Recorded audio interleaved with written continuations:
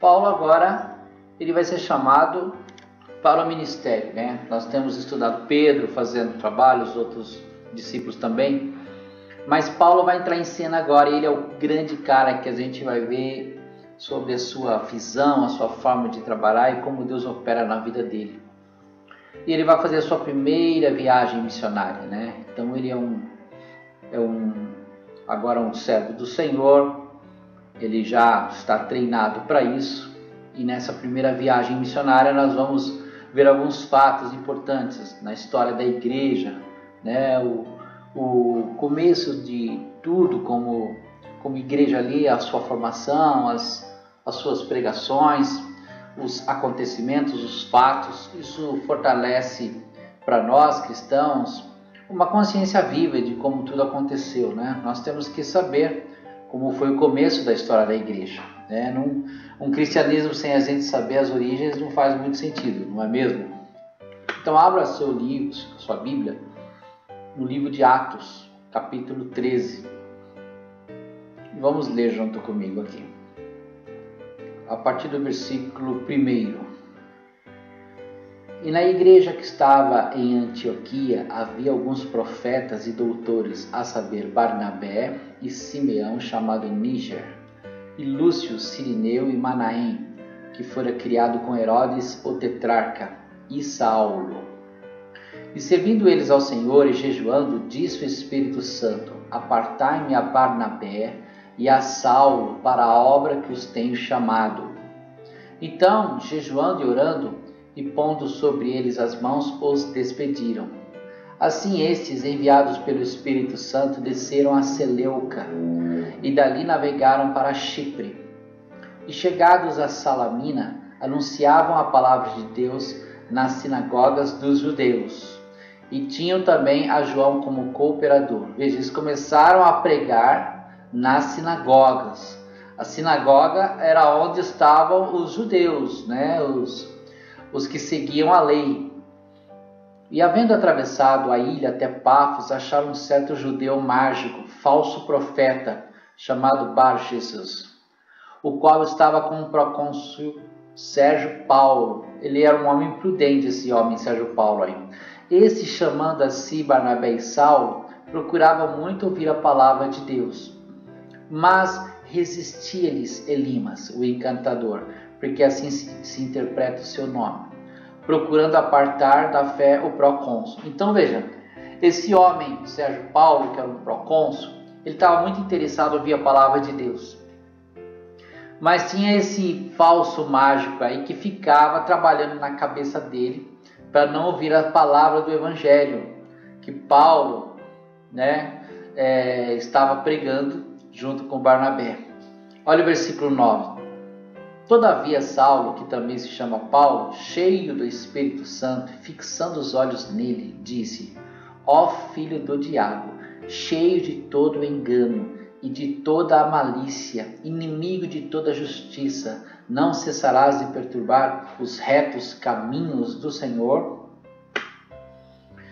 Eis aí, pois, agora contra ti a mão do Senhor, e ficarás cego. Olha só, esse Saulo mesmo é bem interessante. Ele sabia o que é ficar cego. Então ele já escolheu esse procedimento de cegueira para ser um dos seus principais artifícios, né, para exercer o seu ministério. Você vai ficar cego, sem ver o sol por algum tempo. E no mesmo instante a escuridão e as trevas caíram sobre ele, e andando à roda buscava quem o guiasse pela mão. Então o procônsul, vendo o que havia acontecido, creu maravilhado da doutrina do Senhor. Então o cara aí se converteu, né? Esse procônsul aí. E partindo de Pafos, Paulo e os que estavam com ele chegaram a Pergue da Panfilha. Mas João, apartando-se deles, voltou para Jerusalém. E eles, saindo de Pergue, chegaram a Antioquia da Pisídia, e entrando na sinagoga no dia de sábado, assentaram-se. E depois da lição da lei e dos profetas, lhes mandaram dizer os principais da sinagoga: Homens irmãos, se tendes alguma palavra de consolação para o povo, falai. E levantando-se Paulo e pedindo silêncio com a mão, disse: Homens israelitas, e os que temeis a Deus, ouvi. Então Paulo agora ele está dentro da sinagoga, deram a palavra para ele, e ele vai entrar num discurso de identificação com ele, porque ele era judeu e todos ali também, né, conheciam a lei. Eles iam todos os sábados para ouvir a palavra, né? E agora Saulo, que é o Paulo, né, que conhecemos, ele vai pregar para eles dentro desse contexto. E olha só, versículo 17. O Deus desse povo de Israel escolheu a nossos pais e exaltou o povo, sendo eles estrangeiros na terra do Egito, e com braço poderoso os tirou dela. E suportou os seus costumes no deserto por espaço de quase 40 anos. Lembra que nós estudamos lá no Egito, né? Está falando de Moisés aí, e o povo quando saiu do Egito. E destruindo as 7 nações na terra de Canaã, deu-lhes por sorte a terra deles. Então ele está contando a história dos patriarcas dele. Por isso que foi muito bom nós passarmos o tempo, né, queridos, estudando a história de Israel. Porque nós não poderíamos entender os fatos se a gente entrasse direto aqui no livro de Atos, na história, né, da igreja, e as referências ficariam muito vagas. Então é muito legal, porque agora a gente sabe do que ele está falando. Olha o versículo 20. E depois disso, por quase 450 anos, lhes deu juízes até o profeta Samuel. E depois pediram um rei, e Deus lhes deu por 40 anos a Saul, filho de Quis, homem da tribo de Benjamim. E quando este foi retirado, levantou-lhes como rei a Davi, ao qual também deu testemunho e disse: Achei a Davi, filho de Jessé, homem conforme o meu coração, que executará toda a minha vontade. Da descendência deste, conforme a promessa, levantou Deus a Jesus para Salvador de Israel, tendo primeiramente João, antes da vinda dele, pregado a todo o povo de Israel o batismo do arrependimento. Mas João, quando completava a carreira, disse: Quem pensais vós que eu sou? Eu não sou o Cristo, mas eis que após mim vem aquele a quem não sou digno de desatar as alparcas dos pés. Homens e irmãos, filhos da geração de Abraão e os que dentre vós temem a Deus, a vós vos é enviada a palavra desta salvação. Veja, só uma pausa. Os judeus estavam esperando Cristo, espera até hoje, né?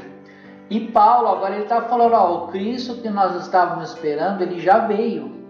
E João, né, foi um profeta que anunciou isso. E vocês devem ter ouvido falar desse homem aqui. Inclusive das coisas que aconteceram em Jerusalém sobre a morte de Jesus. Ele entra em detalhes sobre Abraão, ele fala sobre toda a descendência de Israel, a história de Israel, ele coloca todo um contexto. Paulo agora ele tem um evangelho já desenhado para falar para os judeus. Olha o versículo 27. Por não terem conhecido a este, os que habitavam em Jerusalém e os seus príncipes condenaram, cumprindo assim as vozes dos profetas que se lêem todos os sábados. E embora não achasse nenhuma causa de morte, pediram a Pilatos que ele fosse morto. E havendo eles cumprido todas as coisas que deles estavam escritas, tiraram-o do madeiro e puseram na sepultura. Mas Deus o ressuscitou dentre os mortos. E ele por muitos dias foi visto pelos que subiram com ele da Galiléia a Jerusalém, e são suas testemunhas para com o povo. E nós vos anunciamos que a promessa que foi feita aos pais, Deus a cumpriu a nós, seus filhos, ressuscitando a Jesus. Como também está escrito no Salmo, segundo meu filho és tu, hoje te gerei. E que o ressuscitaria dentre os mortos para nunca mais tornar a corrupção. Disse-o assim: as santas e fiéis bênçãos de Davi vos darei. Por isso também em outro salmo diz: não permitirás que o teu santo veja corrupção.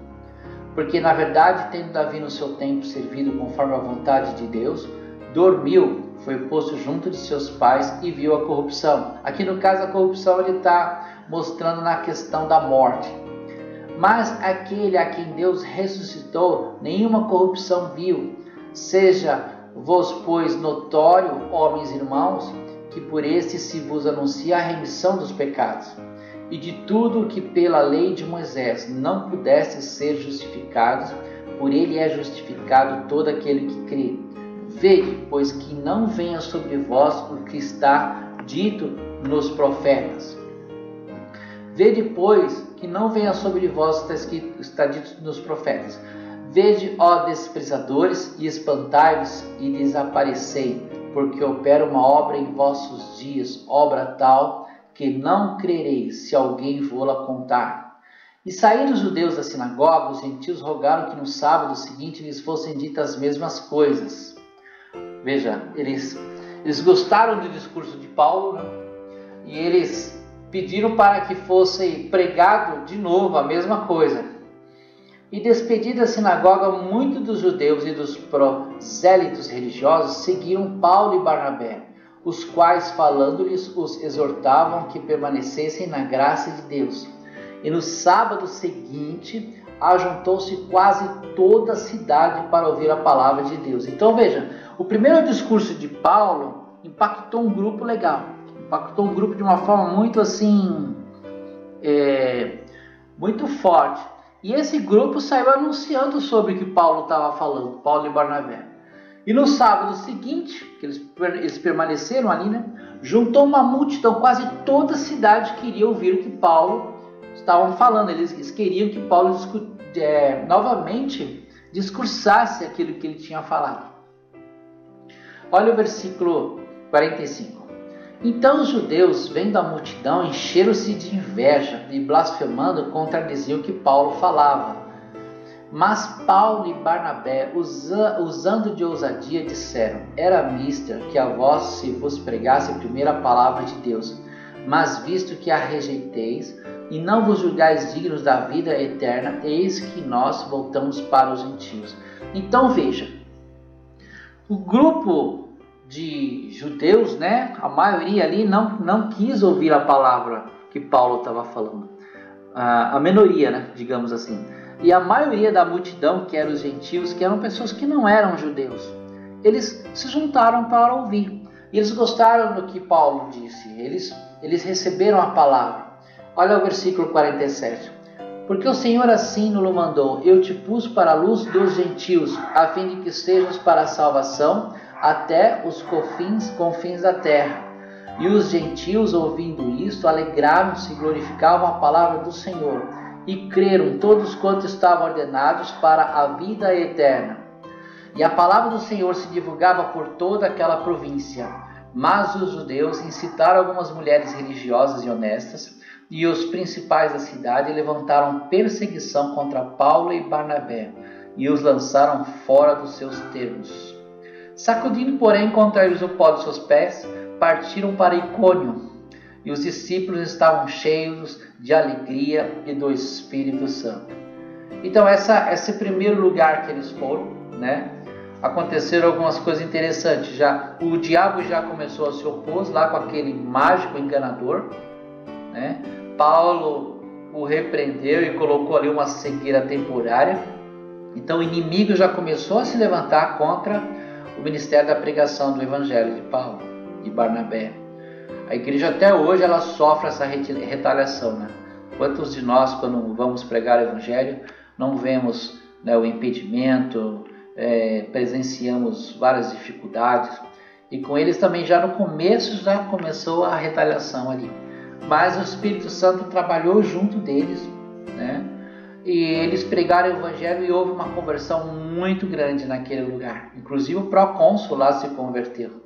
As pessoas se maravilharam com a pregação do Evangelho. Então Paulo, na sua primeira experiência, ele já começa a colher frutos. Ele cria ali um modelo inicial de evangelismo, né? E funciona.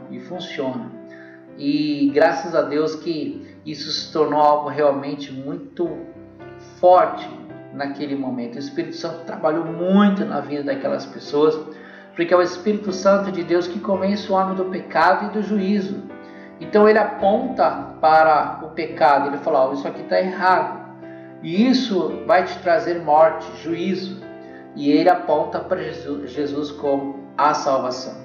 Então Paulo, em parceria, né, com os seus amigos ali que estavam junto com eles, e o Espírito Santo de Deus agindo na vida deles, começam a fazer a divulgação da palavra de Deus, do Evangelho, para aquelas cidades, né? E eles saem dali e vão para outra cidade chamada Icônio. E você vai notar, você observou que as resistências vai estar mais no meio dos religiosos, né? Dos judeus. E Paulo ele foca mais nos gentios. Os gentios eles estão mais abertos para ouvir a palavra. Então, o evangelho que foi anunciado primeiramente para os judeus, agora ele está sendo escancarado para todos. Mas os judeus o rejeitam. Aliás, os judeus rejeitam até hoje, né? Estão esperando o Messias, estão querendo voltar às práticas do sacerdócio, do sacrifício. Mas o Messias já veio há mais de 2000 anos e esse Messias se chama Jesus, que nós conhecemos.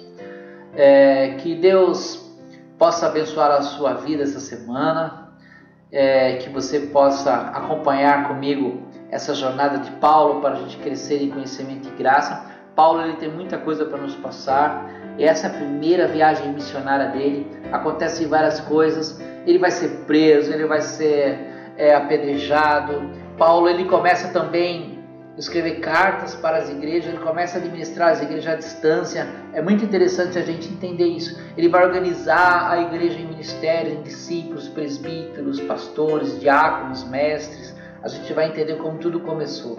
Então aqui essa semana você possa meditar nessa palavra, ler na sua casa, capítulo 13 de Atos, né, e a história da igreja, e é muito legal a gente juntos estarmos aqui.